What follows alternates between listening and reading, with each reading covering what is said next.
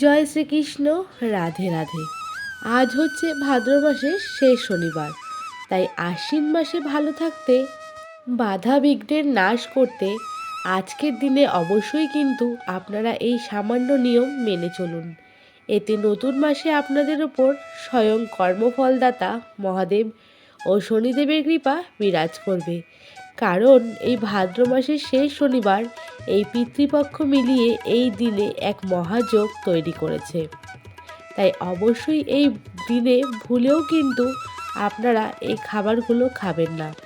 এই দিনে কোন খাবারটি খেলে শনিদেবের বিশেষ প্রসন্ন হন, এই দিনে কি দান করলে বড় ঠাকুরের কৃপায় এসে পড়ে, এই দিনে কোন ফুল পেলে স্বয়ং শনিদেবের কৃপা নতুন মাসে তার ওপর থাকে, এছাড়া শনিদেবের কিছু বিশেষ টোটকা যা আপনাদের এই ভিডিওতে জানাবো।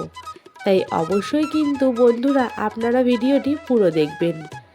আশা করি আপনাদের উপকারে লাগবে। শাস্ত্রে বলেছে যে এই দিনে সামান্য কিছু কার্য করে আমাদের ওপর স্বয়ং বড় ঠাকুরের কৃপা এসে পড়ে। সামান্য কিছু ভুলেও কিন্তু আমাদের বাধা বিপত্তি দুর্ভাগ্যের শেষ থাকে না। কারণ আমাদের জীবনে বিভিন্ন রকম সমস্যার মধ্যে একটি প্রধান সমস্যা হচ্ছে গ্রহদোষ, আর এর ফলে আমাদের জীবনে বিভিন্ন রকম সমস্যা কিন্তু লেগেই থাকে। ঠিক এই সময় যদি আমরা এই সমস্যার সমাধান না করি, তাহলে আমাদের জীবনে নরক যন্ত্রণার মতন কষ্ট ভোগ করতে হয়। তাই আজকের ভিডিওতে আমরা জানাবো যে গ্রহদোষ দূর করার সহজ উপায়। তাই ভিডিওটি আপনারা লাইক দিয়ে অবশ্যই পুরো দেখবেন এবং ভিডিওটিতে হর হর মহাদেব বলে একটি কমেন্ট অবশ্যই করে যাবেন। এবং প্রথম যেই উপায়টি বলবো তা হচ্ছে মিছরি গুঁড়ো করে ময়দার সঙ্গে তা মিশিয়ে অমাবস্যা বা পূর্ণিমা বা শনি মঙ্গলবার কিংবা কোনো গ্রহণের দিন আপনার বাড়িতে থাকা কালো পিঁপড়েকে খেতে দিন। এতে রাহু ও কেতুর দোষ ও শনির অশুভ প্রভাব থেকে মুক্তি পাবেন। এছাড়া মৌরি ও মিছরি একসাথে মিশিয়ে খেলে বুধের সুপ্রভাব এসে পড়ে জীবনে, ফলে পরিবারের সুখ শান্তি আর্থিক উন্নতি থেকে সহজেই ফিরে আসে। নাম্বার 2, আপনার ভাগ্যে যদি কিছুতেই সৌভাগ্য না আসে, পুজো অর্চনা করার পরেও যদি সেই সমস্যা দূর না হয়, তাহলে আপনারা ভাববেন আপনাদের ওপর কিন্তু শনিদেবের কৃপা পড়েছে। তাই এই কলিযুগে কর্মফলদাতা শনিদেবের কৃপা প্রাপ্ত করার জন্য অবশ্যই কিংবা দোষ কাটানোর জন্য যে কোনো অমাবস্যায় কিংবা যে কোনো শনি মঙ্গলবার গ্রহণের দিন আপনারা সর্ষের তেলে কিছুটা কালো তিল মিশিয়ে সেই তেল আপনারা নিজের ছায়া দেখেন কিংবা কোনো গরিব দুঃখীকে শনি মন্দিরে গিয়ে সেই তেল দান করুন। এতে মানুষের আর্থিক ভাগ্য খুলে যায় এবং দুর্ভাগ্যে নাশ হয় এবং গ্রহদোষ গ্রহবাধা দূর হয়। প্রত্যেক শনিবার কিংবা ভাদ্র মাসের এই শেষ শনিবার অর্থাৎ আজকের দিনে অবশ্যই আপনারা শনি মন্দিরে গিয়ে তিলের তেল কিংবা সর্ষের তেলে মিশিয়ে তেল আজকে ঠাকুরকে অবশ্যই নিবেদন করবেন। এই উপায়টি করলে কিন্তু গ্রহদোষ আপনাদের খুব সহজেই কেটে যাবে। আপনি আজকের দিনে আপনাকে তিলের তেল কিংবা সর্ষের তিল মিশিয়ে যেইটি বড় ঠাকুরকে নিবেদন করবেন, এইটি কিন্তু পরপর আপনারা 5টি কিংবা 7টি শনিবার করতে পারেন, তাহলেই এই প্রক্রিয়াটি কার্যকর হবে। আপনার বাড়িতে মঙ্গলবার দিন অবশ্যই হনুমান চালিসা পাঠ করতে হবে, কারণ আমরা জানি মঙ্গলবার অর্থাৎ হনুমানের দিন।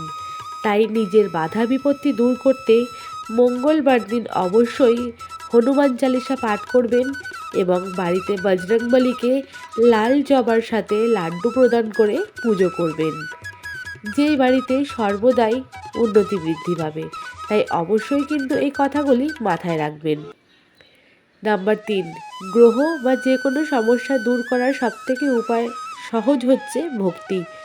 তাই আপনারা দুধ গঙ্গা জল ঘি মধু ও দই সহকারে মিশিয়ে একসঙ্গে ভগবান শিবকে অভিষেক করবেন এবং অভিষেক করার পর সেই পাত্রে জল সংগ্রহ করবেন এবং সেই জল আপনারা নিজেদের বাড়ির চারপাশে ছড়িয়ে দেবেন। মনে রাখবেন আমাদের সৃষ্টিকর্তা অর্থাৎ দেবাদিদেব মহাদেবের পুজো করলে কিন্তু সমস্ত বাধা কেটে যায়। আরও একটি কার্য করবেন, সেটি হলো 1 ঘটি জল আপনাদের বিছনার তলায় রেখে দিন। ভাদ্র মাসের সেই শনিবার অর্থাৎ আজকের দিনে আরও যেই কার্যকর প্রক্রিয়াটি আপনি করবেন, এবং আপনি যদি আর্থিক সমস্যায় ভোগেন, আর্থিক উন্নতি করতে চান, তাহলে সবার প্রথমে আপনাদের ওপর থেকে নেগেটিভ এনার্জি সরাতে হবে।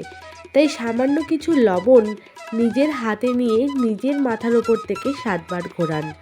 তারপর সেই লবণ খাবারে মিশিয়ে কোনো কালো কুকুরকে 3 রাস্তার মোড়ে খেতে দিন। তার পেছনে ঘুরে দেখবেন না, সোজা বাড়িতে এসে হাত পা ধুয়ে ঘরে ঢুকবেন। এতে কিন্তু সেই কুকুরের কোনো ক্ষতি হবে না, উল্টে যে নেগেটিভ এনার্জির নাশ হবে। কিছুদিনের মধ্যেই আপনারা এর ফল পেতে শুরু করবেন। নাম্বার 2, কালো তিল। বন্ধুরা, এইভাবে কালো তিল নিজের মাথার সোজার 7 বার ঘুরিয়ে কাক দেখলেই ছুঁড়ে দিন। এতে আপনার বাড়ি থেকে নেগেটিভ এনার্জি কিন্তু কাক পিতৃলোকে নিয়ে চলে যাবে। আর এই মাথায় ঘোরানোর সময় অবশ্যই আপনাদের ইষ্টমন্ত্রে জপ করবেন। এতে কিন্তু খুব তাড়াতাড়ি কাজ হবে। আর এই কাজগুলো কিছুতেই যদি করতে না পারেন, তাহলে প্রত্যেক দিন সন্ধ্যায় হাতে কিছু কর্পূর নিয়ে আপনাদের ইষ্ট ঠাকুরের মন্ত্র জপ করার পরে 7 বার ঘুরিয়ে বাড়ির বাইরে গিয়ে সেটা জ্বালিয়ে দিন। এতে কিছুদিনের মধ্যেই আপনার বাড়ি থেকে যত নেগেটিভ ঊর্জা আছে সেগুলো চলে যাবে। আপনারা সকলেই জানেন যে শনিদেব হলেন আমাদের কর্মফলের দেবতা। আমাদের কার্য করা প্রত্যেকের কর্মফল তিনি প্রদান করেন। ভাদ্র মাসের শেষ শনিবার এই কার্যগুলি করতে কিন্তু একদমই ভুলবেন না। আপনাদের গ্রহদোষ, বাস্তুদোষ কাটাতে এই কার্যগুলি অবশ্যই আজকের দিনে করবেন। ভাদ্র মাসের শেষ শনিবার অর্থাৎ আজকের দিনে কিন্তু আপনারা কোনো আমিষ জাতীয় খাবার একদমই গ্রহণ করবেন না। এই দিন মুগ ডাল, পনির, লাউ, অড়হর ডাল, খিচুড়ি এবং কালো তিল খাওয়া অত্যন্তই শুভ। আপনারা এই দিনে কিন্তু কালো তিল এবং লবণ বাড়িতে কিনে আনা মোটেও শুভ নয়। তাই এই শনিবার আপনারা শনিদেবের পুজো আরাধনা করবেন। সেই দিনে অবশ্যই নিরামিষ আহার গ্রহণ করবেন। আজকে সর্ষের তেলের বদলে আপনারা এই দিনে পারলে সাদা তেলে রান্না করুন। এছাড়া এই দিনে আপনারা বেশি করে তেল মশলাযুক্ত খাবার কিন্তু খাবেন না। আমিষ খাবার তো একদমই খাবেন না। পেঁয়াজ, রসুন এবং পোড়া জাতীয় খাবার থেকে দূরে থাকুন। এছাড়া মুসুরির ডাল, পুঁই শাক আজকের দিনে একদমই খাবেন না। বন্ধুরা, আপনারা যদি পারেন আজকের দিনে কিন্তু অবশ্যই তাল গ্রহণ করবেন। ভাদ্র মাসের শেষ শনিবার অর্থাৎ আজকের দিনে তালের তৈরি করা যে কোনো খাবার খেলে কিন্তু আপনাদের গ্রহদোষ কেটে যাবে। তালকে কিন্তু খুবই একটা গুরুত্বপূর্ণ ফল হিসাবে মানা হয়ে থাকে। তাই আজকের দিনে অবশ্যই তাল গ্রহণ করবেন। গোমাতাকে সেবা করাবেন। আজকে নিজের ঘরে তৈরি করা প্রথম রুটি গোমাতাকে দান করবেন। কোনো গরিব মানুষকে অবশ্যই নিজের সাধ্য মতন খাবার দান করবেন। খাবার যদি না পারেন, সামান্য অর্থও কিন্তু দান করতে পারেন। আরও একটি গুরুত্বপূর্ণ কাজ যেটি আজকে করবেন, সেটি হলো সন্ধেবেলায় তুলসী তলায় একটি ঘিয়ের প্রদীপ প্রজ্বলন করতে কিন্তু একদমই ভুলবেন না। বাড়িতে পারলে হনুমান চালিসার পাঠ করবেন। তো বন্ধুরা, আজকের মতন এই ভিডিওটা এখানে শেষ করছি। ভাদ্র মাসের শেষ শনিবার অর্থাৎ আজকের দিনে এই কার্যগুলো করতে কিন্তু আপনারা একদমই ভুলবেন না।